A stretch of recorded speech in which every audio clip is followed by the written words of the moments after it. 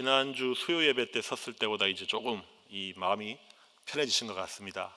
무언가 텐션업되고 흥분된 이 현장 예배에 대한 그 마음이 한 주간 사이에도 약간은 달라진 듯한 그런 느낌이 드는 것 같습니다.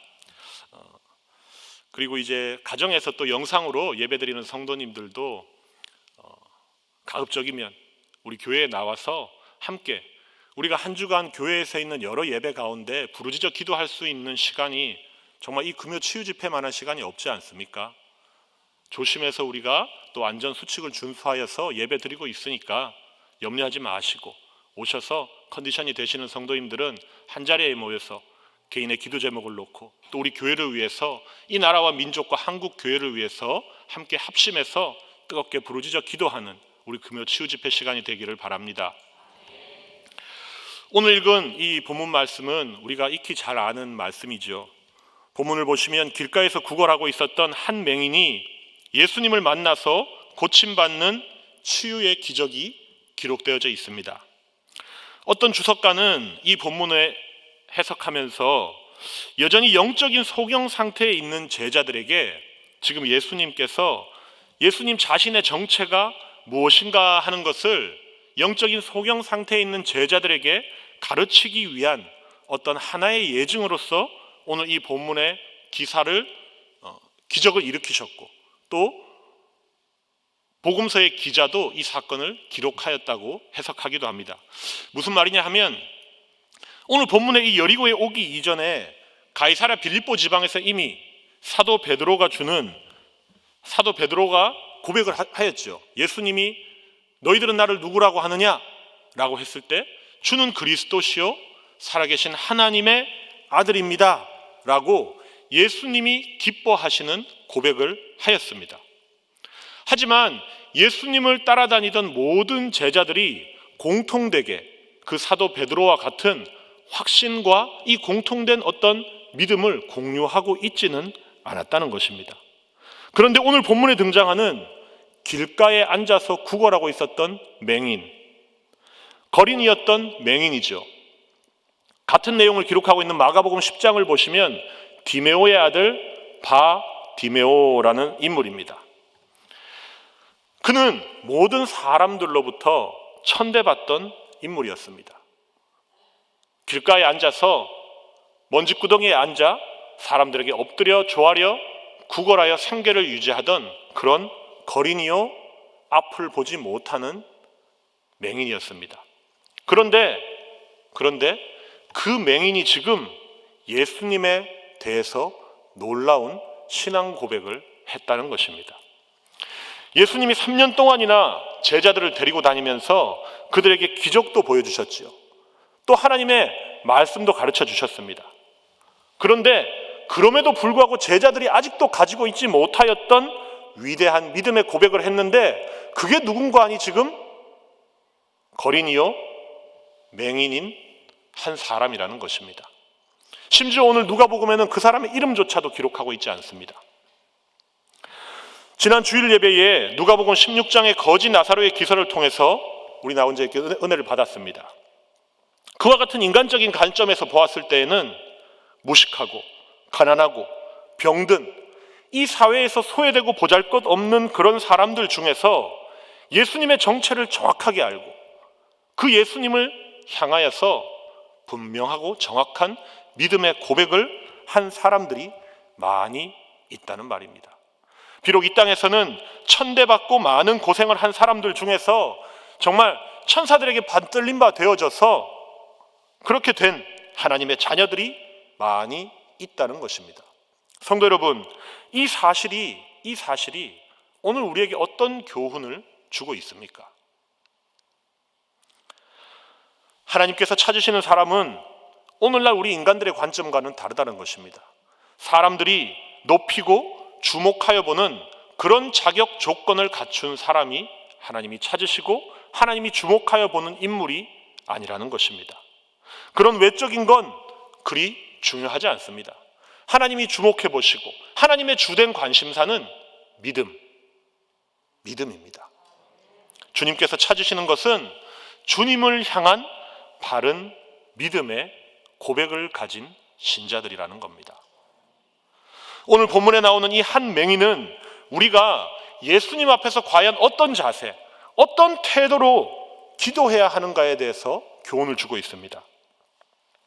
이 점에 초점을 맞춰서 한번 본문의 메시지를 통해서 몇 가지 은혜를 나누고자 합니다.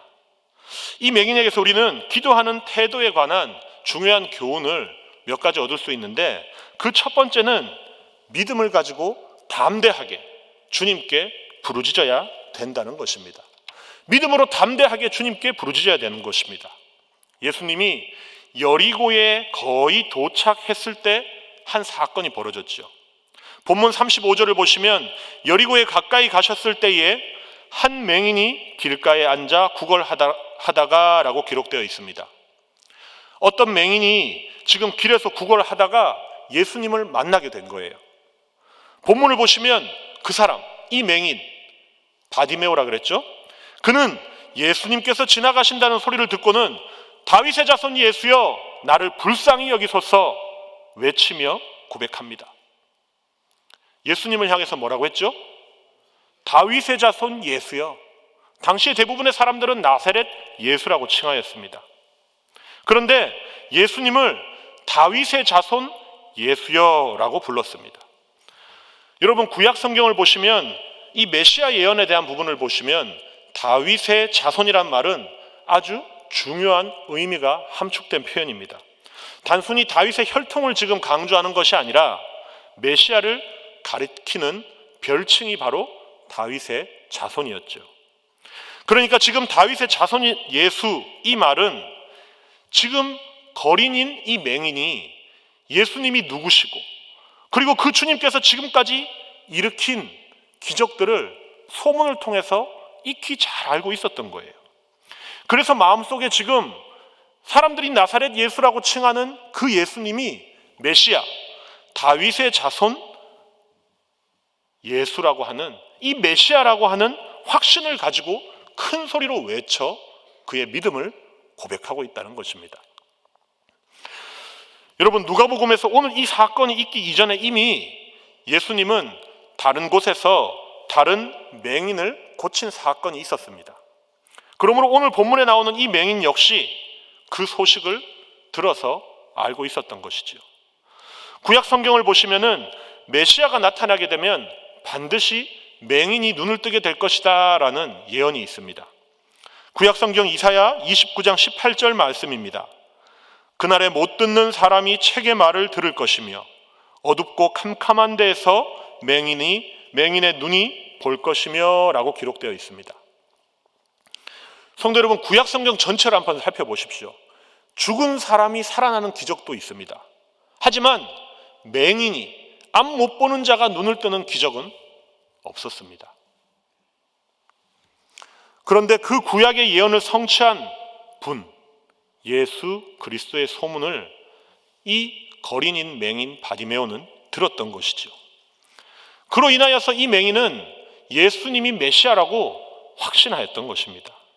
그리고는 자신도 메시아이신 그 예수님을 만나서 그분과의 만남이 있으면 이전에 고침받았던 맹인처럼 메시아에 의해서 눈을 뜨게 될 것이다 라는 믿음이 있었다는 것이죠. 그렇게 지내던 어느 날 자신이 들었던 그 예수님이 지금 자기 앞을 지나가는 소식을 들었던 것이죠. 그러자 사람들이 예수님이 지나간다는 소리를 말해주자 다윗의 자손 예수여 나를 불쌍히 여기소서 하고 큰 소리로 외쳤던 것입니다. 성도 여러분, 믿음이라는 것은요, 믿음은요 이렇게 주님께 반응하는 것입니다. 주님께 반응하는 그것이 믿음이에요. 성경에서 말하는 믿음, 하나님이 우리에게 선물로 주신 믿음, 구원하는 그 믿음은 어떤 인간적인 신념도 아닙니다. 철학적인 개념이 아닙니다. 믿음은 예수 그리스도와 그분의 말씀에 반응하는 것, 그것이 믿음이라는 말입니다.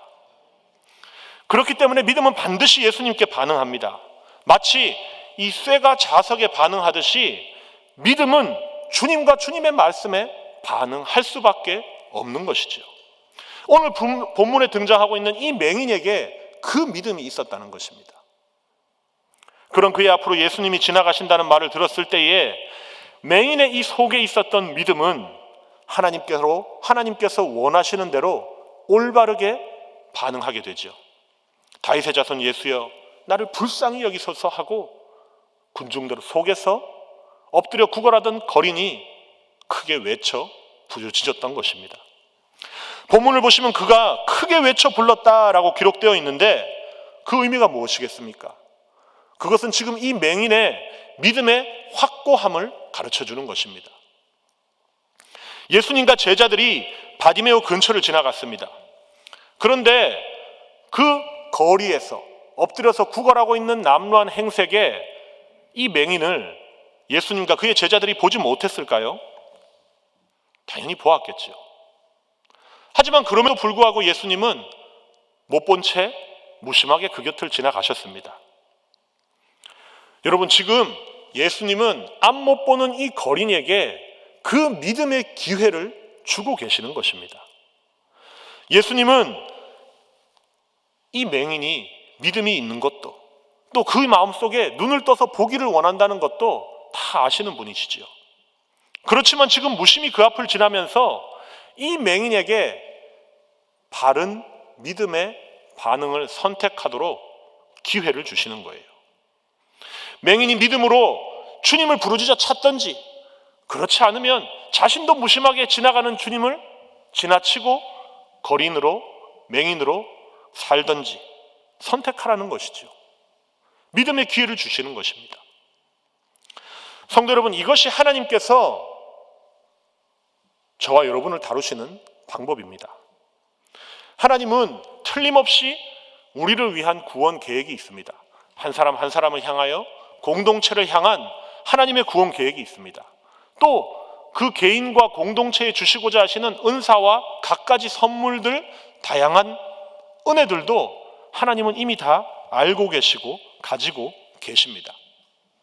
그런데 그것이 저절로 주어지지는 않는다는 거예요. 우리가 하나님 앞에 엎드려 간구할 때, 올바른 믿음의 반응을 보일 때 하나님께서 그것을 우리에게 주신다는 것입니다. 그렇기 때문에 우리는 구하고 찾고 두드리며 하나님께 마땅히 기도해야 되는 것이죠. 요즘 우리가 이 새벽 기도의 시간에 예레미야 성경을 계속 읽어나가고 있습니다. 그 성경에 나오는 핵심 메시지 중에서도 하나를 보십시오. 하나님께서는 선지자를 통해서 70년간의 바벨론 포로 생활을 예언하셨습니다.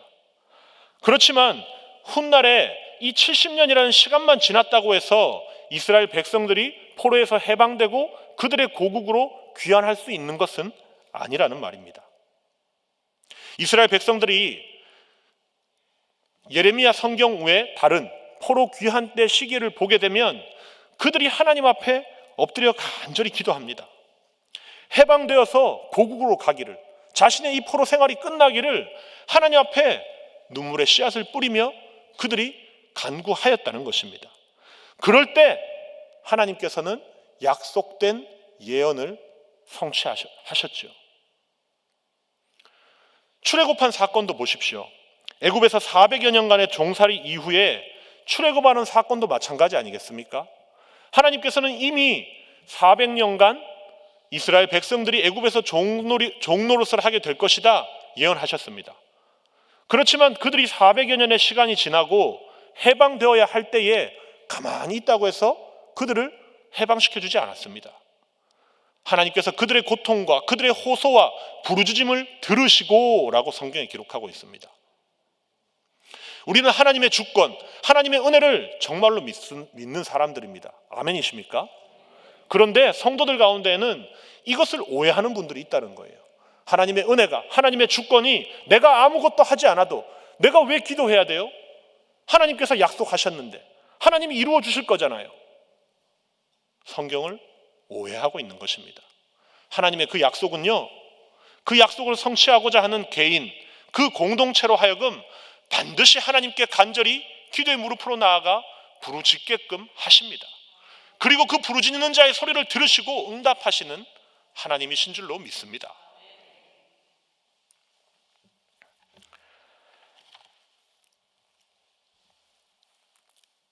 이 거리님이요 맹인이었던 사람이 그와 같이 간청할 때에 42절 말씀을 한번 보십시오.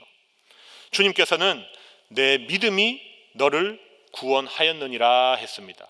내 믿음이 너를 구원하였느니라 했습니다. 하나님의 주 관심사는 서두에도 말씀드렸던 것처럼 바로 믿음입니다.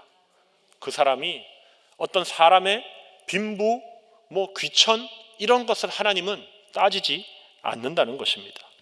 믿음인데 그 믿음이 무엇인고 하니 예수 그리스도와 그분의 말씀에 올바르게 반응하는 그 믿음을 보신다는 말입니다.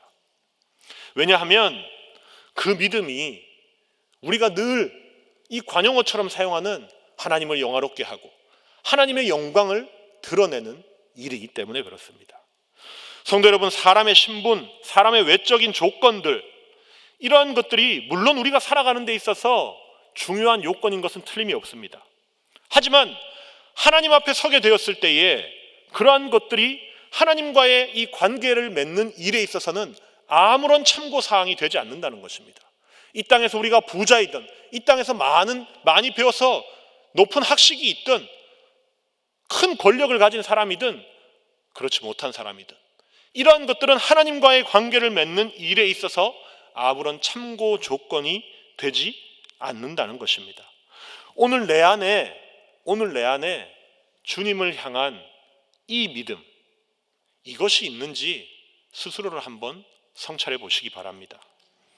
그러한 믿음으로 늘 다윗의 자손 예수님께 바르게 반응하고 그분의 말씀에 올바르게 반응하는 저와 여러분 되기를 주님의 이름으로 축원합니다.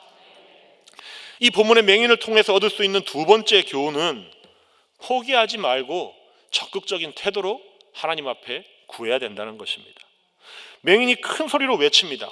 그러자 주변의 사람들은 그를 꾸짖고 제재하죠. 39절 말씀에 앞서가는 자들이 그를 꾸짖어 잠잠하라 이렇게 기록하고 있습니다. 꾸짖고 잠잠하라 했습니다. 이 가엾은 사람이 메시아를 외쳐 부르자 사람들은 그에게 고압적인 태도를 취하며 그를 꾸짖고 입 다물라는 거예요. 시끄러, 조용히 해 이렇게 면박을 주고 그를 윽박질렀다는 거죠. 그럼에도 불구하고 이 맹인은 그런 소리에 굴하지 않았습니다. 오히려 그는 더 큰 소리를 크게 질렀다고 지금 기록하고 있습니다. 39절 하반절을 보십시오. 그가 더욱 크게 소리질러 다윗의 자손이여 나를 불쌍히 여기소서 했습니다.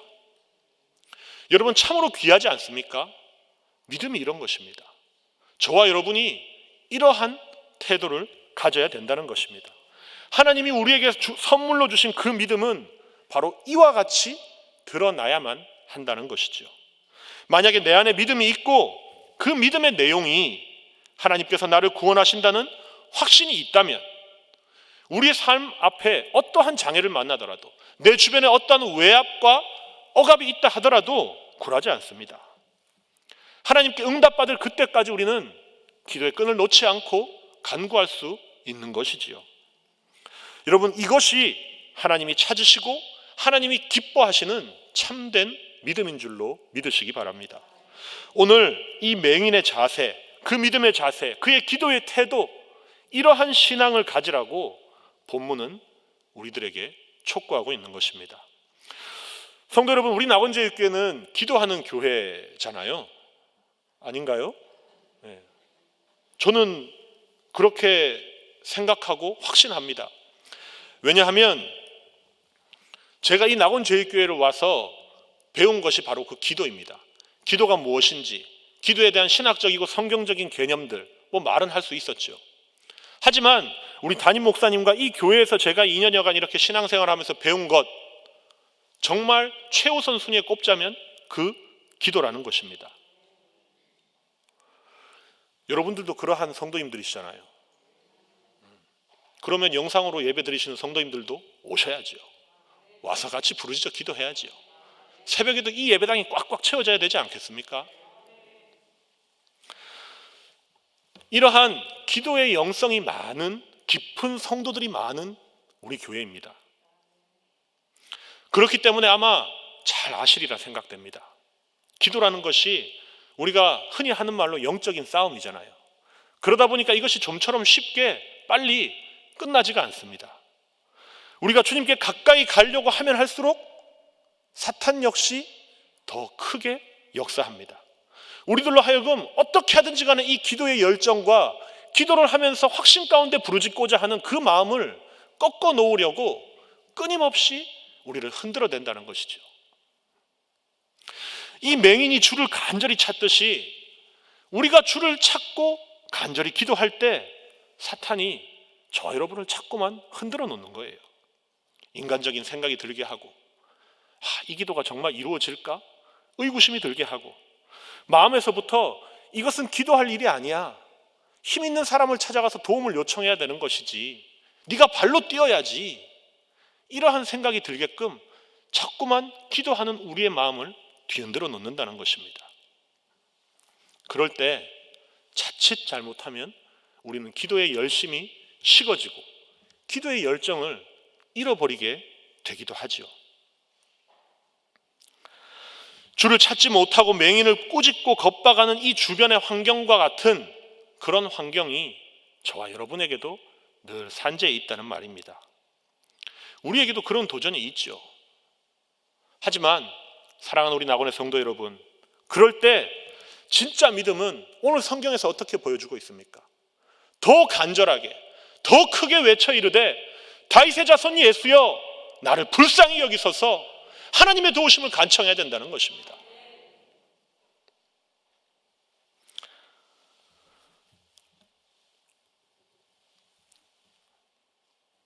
그렇지만 저에게도 쉽지는 않습니다. 올 한 해 특별히 계속해서 같은 기도의 제목을 놓고 하루에 몇 시간씩 기도하죠. 적어도 한 3시간 반, 4시간씩은 기도를 하는 것 같아요. 모든 사역자들이.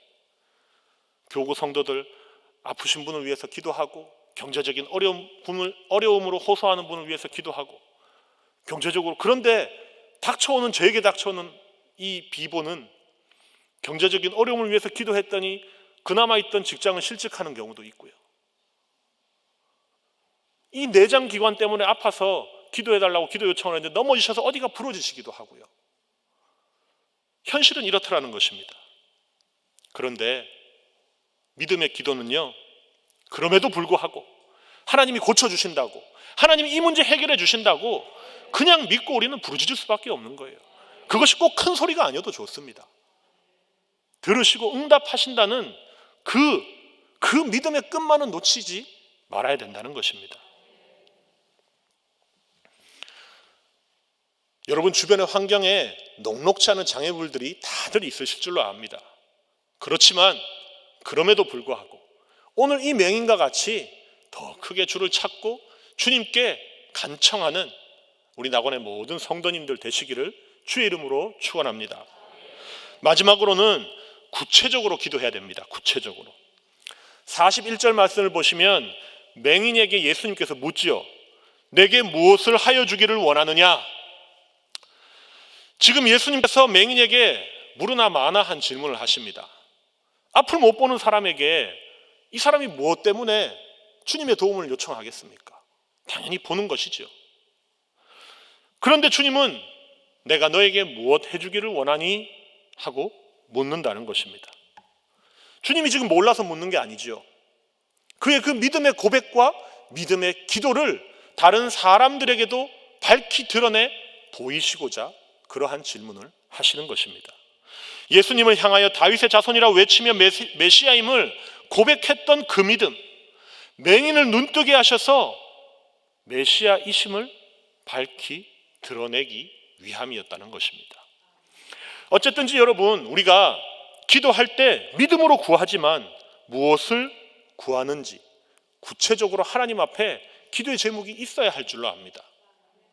20분, 30분, 1시간 하나님 앞에 기도했는데 그 기도에 구체적인 요지가 없다면 이 기도 생활을 점검해 봐야 되는 것입니다. 지금 내 속에 어떤 소원이 있는지 스스로가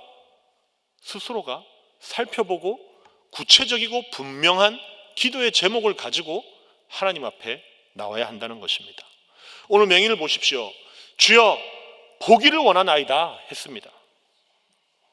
우리들도 오늘 저녁 기도할 때 앞으로의 우리의 이 기도 생활 가운데 이 맹인과 같이 하나님 앞에 구체적이고 분명한 뚜렷한 기도 제목을 가지고 나와서 정말 간결하고 명료하게 확신 가운데 믿음으로 기도할 수 있는 저와 여러분 되기를 바랍니다. 주님, 제 질병이 낫기를 원합니다. 주님, 내 남편이 구원받기를 원합니다. 우리 온 가족 식구들이 구원의 반석 위에 서기를 원합니다. 나의 이 경제적인 어려움으로부터 구원해 주십시오. 분명하고 뚜렷한 기도의 제목을 가지고 하나님 앞에 나와서 믿음의 기도를 하는 우리 낙원의 모든 성도님들 되시기를 주님의 이름으로 축복합니다. 기도하겠습니다. 하나님 아버지, 은혜를 감사합니다.